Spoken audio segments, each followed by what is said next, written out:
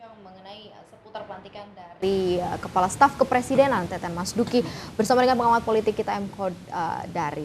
Pak Kodari tadi juga sudah menjelaskan dan jelas sekali bahwa ini fungsi yang memang dibutuhkan dalam satu struktural begitu ya kepresidenan yang sifatnya internal dan tadi juga sudah diperpanjang soal pengamanan, kemudian pengawasan begitu ya. Tadi saya coba review nih apakah memang dulu tidak seketat itu atau seperti apa pengawasan dan juga istilahnya pengawasan dan pengamanan di dalam itu seperti apa sehingga ini sangat digantungkan sekali kepada seorang Teten Mas Duki. Ya, saya kira mengenai staf kepresidenan ini kan mengalami kontroversi, diperdebatkan orang juga. Perlu ada atau tidak ada begitu.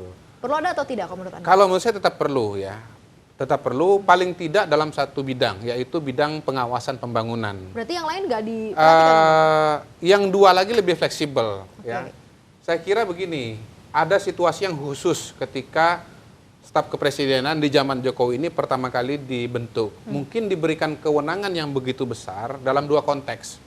Pertama, Pak Jokowi ini presiden pertama yang bukan orang partai atau tidak punya partai. Sehingga dia memerlukan komunikasi yang lebih intens, mencari dukungan kepada elit-elit politik gitu. Nah, itu perlu orang yang bisa melakukan tugas tersebut. Yang kedua, Pak Jokowi ini dari awal memang mau ngajak Pak Luhut masuk ke dalam kabinet begitu. Plot awal posisi Pak Luhut itu kan memang Menko Polhukam. Jadi nggak salah kalau misalnya Pak Tejo Edi kemarin waktu diganti dan serah terima dengan Pak Luhut mengatakan Pak Luhut ini jabatan Menko Polhukam memang jatahnya Pak Luhut. Saya kembalikan sama Bapak. Kira-kira berarti yang begitu. Dulu dipending begitu? Ya ada situasi politik, gitu. ya dipending situasi politik yang membuat waktu itu Luhut mau masuk pada kloter pertama tidak bisa masuk. Sehingga dimasukkan dulu, nah, dimasukkan dalam staf kepresidenan begitu.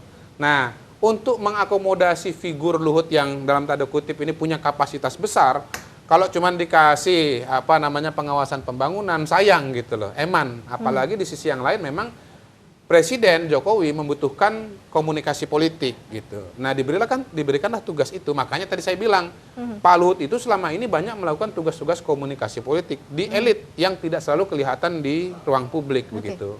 Nah, jadi paling tidak ya sekarang ini kebutuhan untuk pengawasan pembangunan itu tetap ada. Apakah fungsi komunikasi politik itu nanti tetap dijalankan atau tidak? Kita tunggu. Dua variabel. Pertama memang job description-nya, apakah diubah atau tetap. Ya. Yang kedua, kalaupun job description-nya tetap seperti itu, akhirnya kembali kepada figurnya gitu. Pada hari ini saya belum melihat atau tidak melihat Pak Teten sebagai figur yang kuat secara politik, yang bisa melakukan komunikasi politik dengan sesama elit. Berarti dia harus rubah job description yang dimaksudkan? Bisa begitu, bisa juga tidak. Bisa jadi kemudian itunya peran yang itu akan idle gitu, karena sudah dijalankan. Akhirnya unfungsional dong posisinya. Gentleman agreement misalnya oleh Pak Luhut begitu. Nah itu dia, berarti nggak berguna posisinya Teten sekarang walaupun diangkat. Tetap, tapi mungkin perannya tidak akan sebesar selebar zamannya Pak Luhut begitu. Tapi buat saya begini, urusan mengawasi pembangunan saja sudah rumit banget kok. Udah ribet itu saja sudah membutuhkan energi yang luar biasa gitu. Kalau itu pun sudah dijalankan dengan baik, menurut saya sih sudah sangat bermanfaat bagi pemerintah. Terus bagaimana dengan masalah yang lain? Ada program prioritas nasional, ada program kemudian hambatan-hambatan program yang menghambat kemajuan dan pelaksanaan program prioritas nasional. Ada masalah komprehensif juga kalau fokusnya ke situ berarti nggak selesai. Ini akan menarik. Kenapa? Sekarang ini kan situasi sedang katakanlah krisis gitu ya. Penyerapan APBN dan APBD itu menjadi salah satu kunci yang hampir semua ekonom mengatakan itu harus dilaksanakan, penyerapan harus tinggi supaya bisa membantu kondisi ekonomi sekarang ini. Nah, persoalannya kan sekarang para birokrat, para pengusaha itu semua takut untuk menjalankan program-program APBN, program-program pembangunan. Karena takut ditangkap, takut dikriminalisasi, takut dijadikan TSK gitu. Bagaimana seorang Teten gitu ya, yang notabene backgroundnya itu adalah ICW, bisa menemukan solusi. Presiden sudah mengeluarkan surat edaran ya, bahkan kejaksaan sudah membentuk tim begitu. Bisa nggak Mas Teten ini kemudian memastikan atau ikut memastikan bahwa surat edaran dan rencana pemerintah ini akan terlaksana gitu loh. Pada hari ini saya terus terang pesimis. Yang namanya surat edaran itu akan berfungsi gitu. Kalau saya pribadi, kalau mau memastikan birokrat ini akan bekerja ya, dan kemudian serapan APBN itu tinggi, Presiden keluarkan Perpu Perpu, pokoknya Oke. jamin 3 bulan, 6 bulan, 1 tahun yang namanya kuasa anggaran itu tidak bisa dikriminalisasi. Orang baru yakin gitu loh. Kenapa sekarang orang semua pada takut?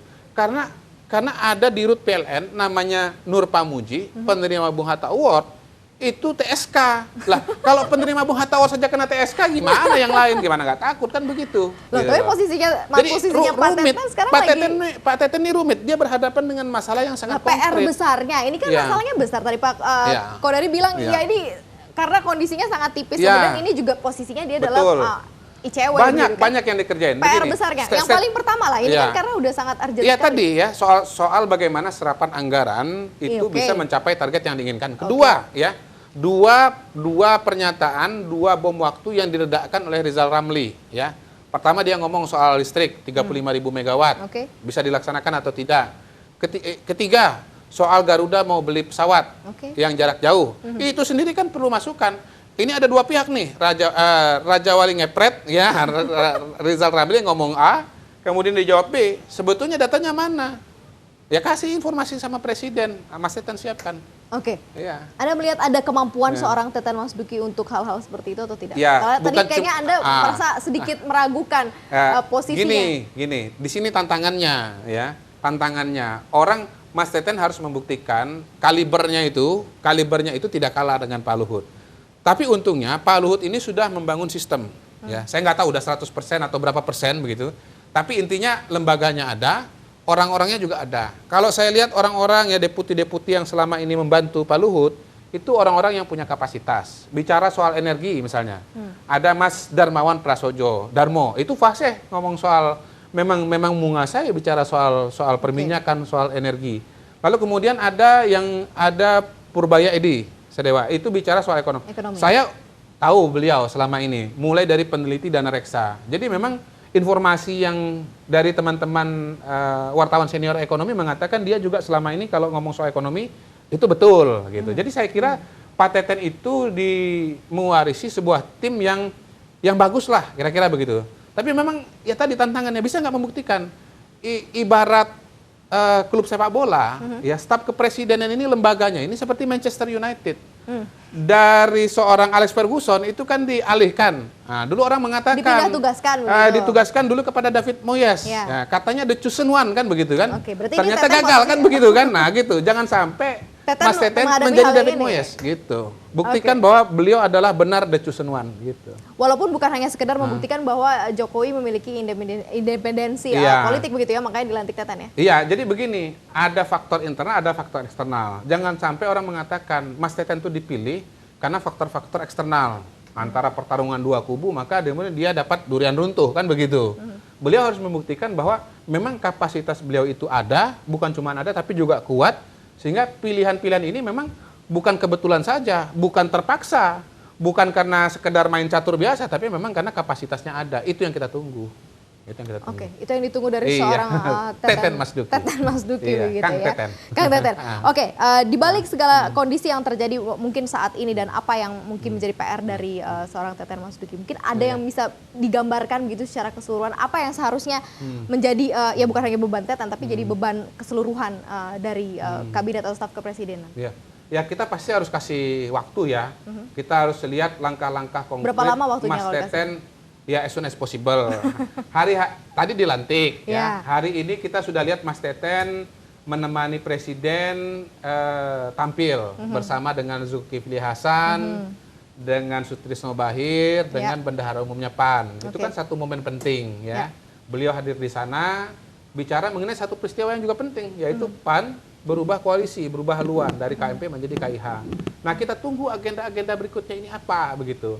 Cuman memang ya kita nggak bisa terlalu berharap sesuatu yang langsung ya sifatnya. Kenapa? Fungsi pengawasan seperti saya katakan tadi itu tidak dibeber ke publik, tidak. Tidak ada misalnya tiap minggu press conference, capaian Departemen PU begini, capaian Departemen ESDM begini, nggak ada. Laporannya itu internal semua. Jadi kita berharap bukti kinerja Mas Teten itu adalah pada perbaikan kinerja pemerintahan, misalnya pertumbuhan ekonomi bisa meningkat, harga-harga barang yang mahal bisa turun, ya. Kemudian kalau bisa, berat, kalau bisa kan Berat. Rupiah juga ikut Dolarnya turun. ikut Ya, sama tapi kan rupiahnya apakah menguat. juga realistis untuk mengharapkan seorang Teten begitu, gitu loh. Oke, ini masih Iya, panjang PR tadi walaupun as soon as possible begitu iya. ya Pak Kaudari. Tapi Iya. kita berharap penuh terhadap Pak Teten ini menyelesaikan Ya. semua. Intinya begini, Pak Teten itu orang berani lah. Zaman dulu ketika istilahnya siapa yang berani zaman Pak Harto, zaman Pak Habibie, dia udah ngomong gitu. Jadi dia orang berani. Jadi ya the chosen one ya. The Benar chosen ya? one. Oke, baik, The terima chosen kasih Pak Kaudari sudah banyak share informasi di sini. Nanti kita berbincang lagi next Iya. time. Terima kasih dan pemirsa, kita sudahi dialog untuk sore hari ini dan tentunya kami masih akan kembali dengan rangkaian berita lainnya. Tetap bersama kami.